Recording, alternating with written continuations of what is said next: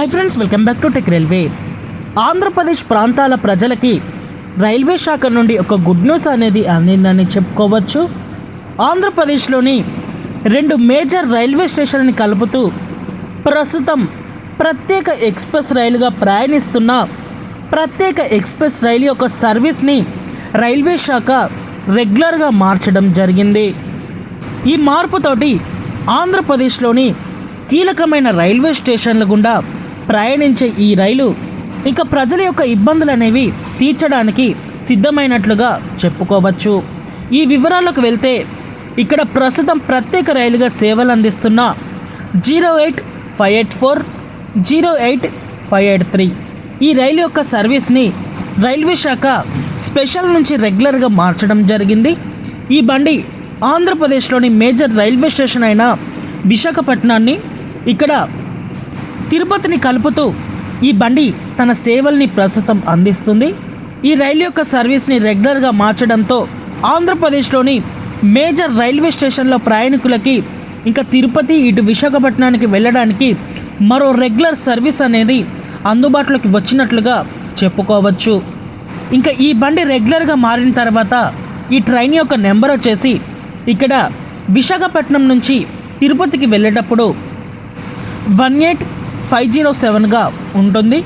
అలాగే తిరుపతి నుంచి ఇటు విశాఖపట్నానికి వచ్చేటప్పుడు 18508గా ఉండడం జరుగుతుంది. ఈ బండి విశాఖపట్నం నుంచి మనకి సోమవారం రోజు అందుబాటులో ఉంటుంది. ఇటు తిరుపతి నుంచి మంగళవారం రోజు అందుబాటులో ఉంటుంది. ప్రయాణికులు గమనించగలరు. ఈ బండి ఎందుకంత కీలకం అంటే ఆంధ్రప్రదేశ్లోని చాలా ప్రాంతాలని ఈ బండి కవర్ చేస్తుంది. ఈ బండి విశాఖపట్నం నుంచి బయలుదేరిన తర్వాత దువ్వాడ, అనకాపల్లి, యలమంచి, అన్నవరం, సామర్లకోట, రాజమండ్రి, నిడదవోలు, తణుకు, భీమవరం టౌన్, అంకివీడు, కైకలూరు, అలాగే గుడివాడ మీదుగా ఇటు విజయవాడకి చేరుకుంటుంది. ఈ బండి విజయవాడ అనంతరం ఈ బండి తెనాలి, చీరాల, ఒంగోలు, నెల్లూరు, గూడూరు, శ్రీకాళహస్తి మీదుగా ఇటు రేణిగుంట, తిరుపతికి ఈ బండి చేరుకుంటుంది. ప్రయాణికులు గమనించగలరు. ప్రస్తుతం విశాఖపట్నం నుంచి మనకి తిరుపతికి చాలా రైళ్ళు అనేవి అందుబాటులో ఉన్నాయి. ఈ అన్ని రైళ్ళు కూడా ఎప్పటికప్పుడు వెయిటింగ్ లిస్టుని తలపిస్తూ ఉంటాయి. అలాంటి మార్గంలోనే ఈ ప్రత్యేక రైలుని అందుబాటులోకి తీసుకురావడంతో ఈ ప్రాంతాల ప్రజలకి ఈ రైలు చాలా వరకు కన్వెంట్గా ఉండనుంది. ఇంకా ఈ రైల్లో కోచ్ పొజిషన్ అనేది మనం చూసుకుంటే సెకండ్ ఏసీ ఉంటుంది, థర్డ్ ఏసీ ఉంటుంది, స్లీపర్ ఉంటుంది, జనరల్ ఉంటుంది. అలాగే దివ్యాంగుల స్థానాలు అనేవి అందుబాటులో ఉంటాయి.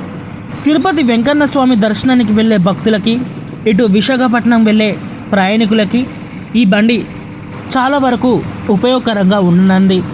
ఓకే ఫ్రెండ్స్, ఈ స్పెషల్ రైల్ని రెగ్యులర్గా మార్చడం మీద మీ అభిప్రాయాన్ని కామెంట్ చేయండి.